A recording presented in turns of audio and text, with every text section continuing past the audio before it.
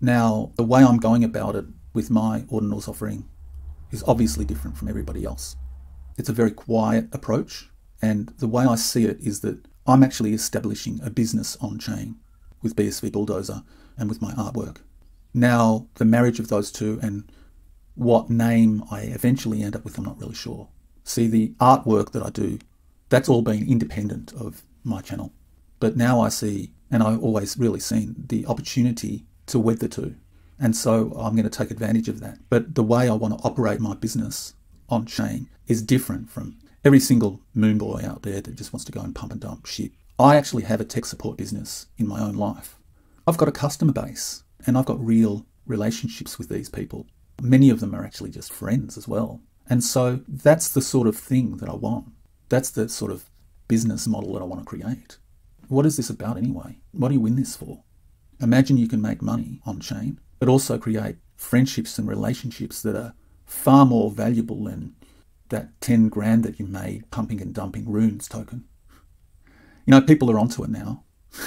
I saw this message on Twitter that said, runes is a buy the rumour, sell the news. It's all just creating hype around the latest stock. And so get the suckers in and dump on them.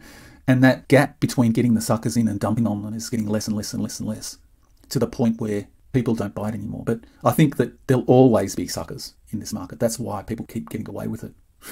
But what I'm creating here, the fact that I'm talking through exactly what I'm doing, and the fact that I'm going to be there specifically, and I want to create value and infuse these things with value, and I'll get to that in a moment, shows that this might be something quite different.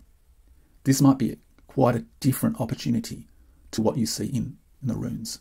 And I imagine that the views that I get for this will be not great, but that's okay, because I'm actually talking to the audience that gets it, that resonates with this message. So the offering, there'll be the ordinals on my address, as I've said, and if they exchange hands, that means that I've got a new customer. And I'll be doing this all via Twitter, by the way. I'm going to be conducting the auction privately via Twitter. And that might not gel with some of my audience. That's fine. You don't have to participate if you don't want to. But then I get a personal relationship with the customer. It might be under a pseudonym, and I'm running under a pseudonym. You don't know me exactly. There are some of you out there that probably know who I am and all of that stuff. But if you become a customer, you'll probably eventually get to know who I am.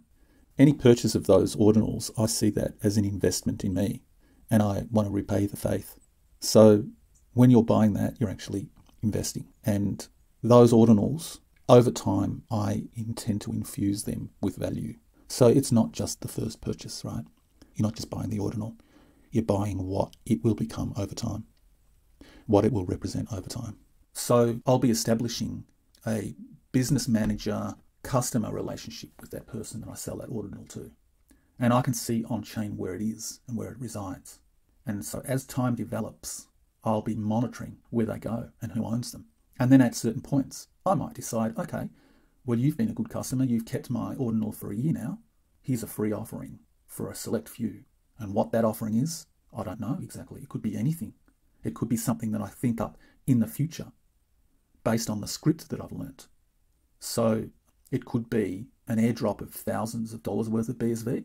If I become filthy rich, I might just suddenly decide to airdrop, I don't know, 1 BSV to every single person that's holding my art or has kept it for a certain period of time. And when I say 1 BSV, you think, oh, that's only $100. Well, when BSV is worth thousands of dollars in a year's time or 2 years' time. Or I can do other sorts of offerings to the people that have my ordinals or have kept my ordinals for a certain amount of time, or have just held them at some point in time. So this is the beauty of the on-chain economy, is that I can see, okay, where has my product gone? What can I do? How can I incentivize? How can I maybe make some more business for my customer? Or how can I reward them with free tickets to my exhibitions? So I'm doing it kind of in a very private, personal approach, because that suits me. And that's where I feel I can create value. Me doing this is bringing value to the space. And the videos that I've produced so far, talking about bringing value to the space, they actually have also brought value to the space. What I'm actually describing here is a new model for business. And it's an opportunity. You can do the same. Maybe you can't, I don't know. I'm kind of winging it here. I'm going with the flow. I'm going with the current, where it's taking me. But I think that if you resonate with this message, you can do something too. You can create your own on-chain business. This is where we're going. If this is happening now, what's the on-chain economy going to look like in 3, 4, 5 years' time? The only thing is that we're up against the technocrats, and yeah, it's a curious one because it's not like the internet. I feel like where we are with the on-chain economy, you could kind of make comparisons between the on-chain economy and the internet. Where we are with the on-chain economy, we're like 10 years behind. It's like what they did with the internet.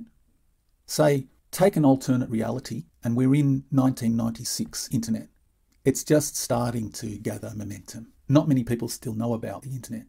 And when I say the internet, I'm actually really referring to the World Wide Web. The internet's been around since the 1960s, but the World Wide Web is what made the internet take off. So the World Wide Web in 1996, and at that time, by the way, there were competing, in quote marks, webs. So there was Gopher as well. There were other ones, I think, as well. But anyway, we're in 1996, and then the globalists come in and they say, we don't want the internet, we're going to quash it. And so what happens is its growth is stunted. And for the next 10 years, what they do is they make the internet about pumping and dumping domain names. Okay, and then now we're in 2007, and we're still where we were in 1996. Everybody knows about the internet now, but what does it do? It doesn't do anything. Instead of actually using the World Wide Web and the internet, we're pumping and dumping domain names, and we are investing in Gopher and the World Wide Web and alternatives to it, and they're the equivalent of BSV, Dogecoin, Solana, Ethereum, and BTC in terms of the on-chain stuff. We don't have one single one. So it's like the internet became a mess of scammery and nobody's actually using it. Now, smartphones only became popular with the advent of the iPhone in 2007. And in this alternate reality, there is no chance that an iPhone is going to be coming out in 2007. It will be coming out in 2017, 2018. It completely destroyed the landscape. So that's what the alternate reality looks like. That's a comparison in terms of where I see the on-chain economy being right now. We are that far behind. And by the way, I should put a caveat here that I think it's all controlled by the globalists, both the internet and cryptos. That's really for another video. But I think what they've done is they've played it one way with the internet, giving us all this freedom. But I think they've played it another way with the blockchain economy. They've played it a different way where they haven't really given us that freedom. That's where I think we're at now with the on-chain economy. It's like that. Everybody knows about Bitcoin. Maybe some people own it on an exchange somewhere. They've chucked their life savings in, but they have no idea what it does or what it was meant to do. And what it was meant to do is what's arisen with Ordinals, and even going back with CryptoKitties, that's what it was meant to do. It was meant to take over. It was meant to take over the internet. We're in a way blessed because we're still at the beginnings of this, and we can make something of it now that if we had not been in the crypto space in 2013, we might have missed the boat, for the real opportunities, but we can still kind of grab them, I think. So yeah, that's where I'm going, and that's what my Ordinals is going to look like a little bit. I'll have more clarity on that probably in my next video. So that's my preamble to my Ordinals offering. Get ready for it, guys. And if you want to check out the 5 Ordinals, go to my playlist on this channel and you can peruse them. It's me doing time lapses of drawing my artwork.